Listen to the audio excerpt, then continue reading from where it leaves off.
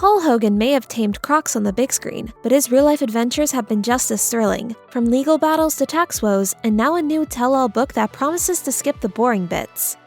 Paul Hogan got his start as a performer in 1971, when he appeared on the Australian talent competition New Faces. I went on New Faces to take the mickey out of it.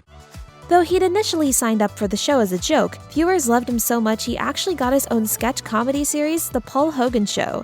By the mid-80s, Hogan decided to try his hand on the big screen and wrote and filmed Crocodile Dundee on a shoestring budget. Paul Hogan had hoped the comedy would find an audience, but he never envisioned that the $7 million movie would achieve a worldwide box office take of $328 million, earning nearly 47 times what it cost to produce. The film's remarkable success took Hogan by surprise. In an interview with Yahoo Entertainment, Hogan described what it was like to jump from Australian TV comedian to international movie star, saying, "I've always said it was like going to the Olympics and rolling up your jeans and saying, 'Can I have a run in the 100?' and then winning the gold medal." The unexpected hit made an even less likely contribution to Hogan's bank account. Australia's 9 Honey estimated that Hogan personally earned a staggering $100 million from his first movie. Hogan's Hollywood career certainly didn't end after Crocodile Dundee, but that film remains the most successful thing he's ever done. Paul Hogan was heavily involved in the casting of his Crocodile Dundee co-star, Linda Kozlowski. He told People that while she was still relatively unknown when he hired her, he could tell she was going to be great. Not only were the pair a couple on screen, but they also began a romance in real life. Not ideal, considering Hogan was nearly 20 years her senior and married with 5 kids. Their affair whipped up a media frenzy. A gossipy piece in the Sydney Morning Herald, for example, reported that their canoodling on a flight was steamier than anything seen on screen. In 1990, Hogan and Kozlowski tied the knot in his hometown of Sydney after Hogan went through a hefty divorce settlement. As the Los Angeles Times reported, the nuptials took place at the Byron Bay mansion he built for his new bride as a wedding present. Together, the couple had one child, a son named Chance. Paul Hogan and Linda Kozlowski were married for 23 years, until Kozlowski filed for divorce in 2013. In the split, Kozlowski received $5.775 million, in addition to cash sitting in a few bank accounts, various art, furniture, jewelry, and her 2013 Mini Cooper. She was also permitted to stay in the Los Angeles home they had shared until the start of 2018, at which point she was given the option to purchase it from her ex-husband for $1.59 million. Speaking about the reason behind the divorce, Kozlowski told the Sydney Morning Herald, "Honestly, we just naturally grew apart. One of our problems was we really had nothing in common, and over time, that happens to a lot of people." Hogan shared his own take on what had gone wrong with the marriage, telling the Daily Telegraph that it had simply run its course. He also had no problem shouldering the blame, at least jokingly. I'm not a great husband. I'm good early.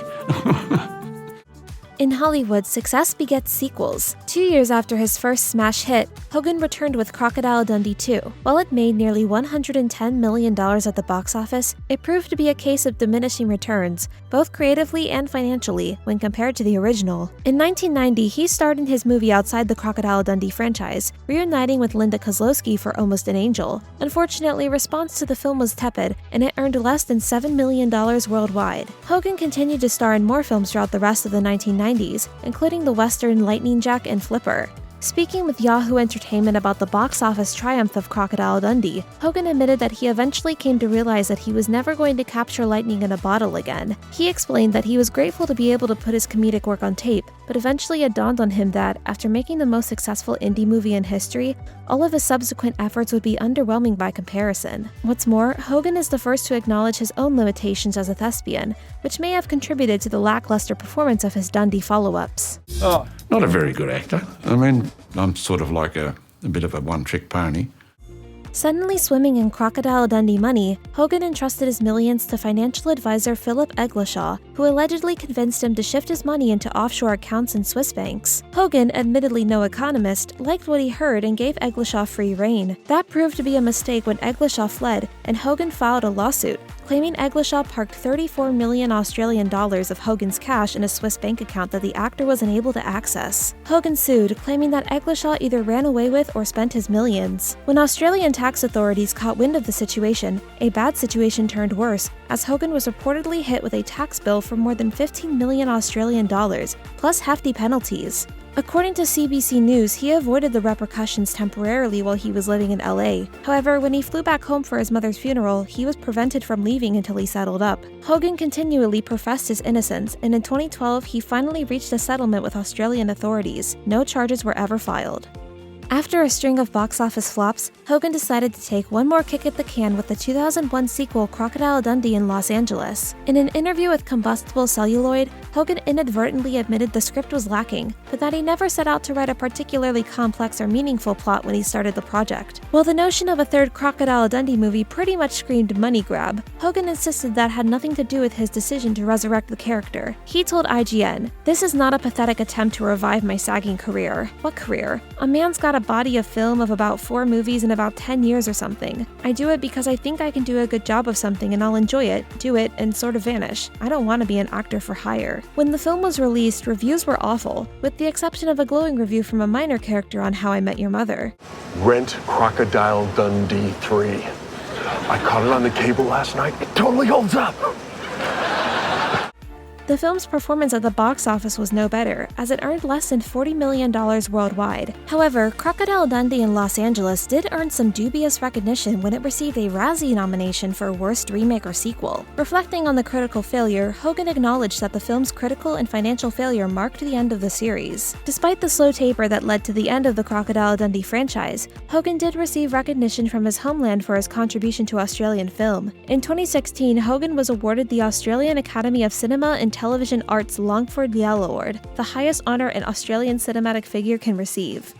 After the catastrophe that was Crocodile Dundee in Los Angeles, Hogan continued acting, albeit sporadically. In 2004, he co-starred in the Australian comedy Strange Bedfellows, and 5 years later in another Australian movie, Charlie in Boots. His next screen credit wasn't until 2015, when he appeared in an episode of Aussie TV sketch comedy series Open Slather, and was part of the ensemble cast of 2018 film That's Not My Dog. As Hogan told Forbes, he suddenly became a hot commodity again when a farcical 2018 trailer for Dundee aired during the Super Bowl and went viral. Purportedly a reboot starring Danny McBride as Mick Dundee's son, the whole thing was eventually revealed to be a cleverly disguised Australian tourism commercial, with Hogan himself even making a brief appearance. That led to a full-fledged comeback with 2020's The Very Excellent Mr. Dundee, in which Hogan plays himself as an elderly, one-hit wonder ex-movie star who can't shake his biggest hit from 30-plus years ago. When asked by Forbes if he would ever play Mick Dundee one final time, Hogan responded, "Oh no, it's over. It happened. It was a huge success, and I'm thrilled and proud of it. I was actually quite prepared to retire after doing the last one, to be honest."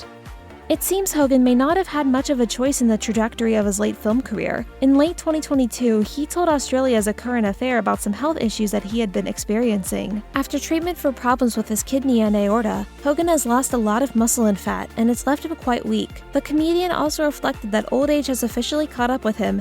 Leading up to his 80th birthday, Hogan still felt fit, but now he feels his days in peak physical form are behind him for good. Over the last few years, he's also published 2 books. The first arrived in 2020, a memoir with a wry title referencing his unorthodox entry into show business, The Tap-Dancing Knife Thrower, My Life, without the boring bits. In 2022, Hogan published his second book, Australia According to Hogs. This one, while not necessarily an autobiography, was in a similar vein, with the cover blurb promising readers funny anecdotes about his homeland. After living in Los Angeles for decades, writing those books about his past in Australia must have made Hogan nostalgic for his native land. He told the Daily Telegraph that he misses the country's inhabitants and atmosphere dearly. He elaborated that he would have gone back already if it weren't for his son, Chance. Hogan explained, "I'd rather be there, but I have my last child, who is an American. He only has me, whereas my tribe at home, they've all got each other."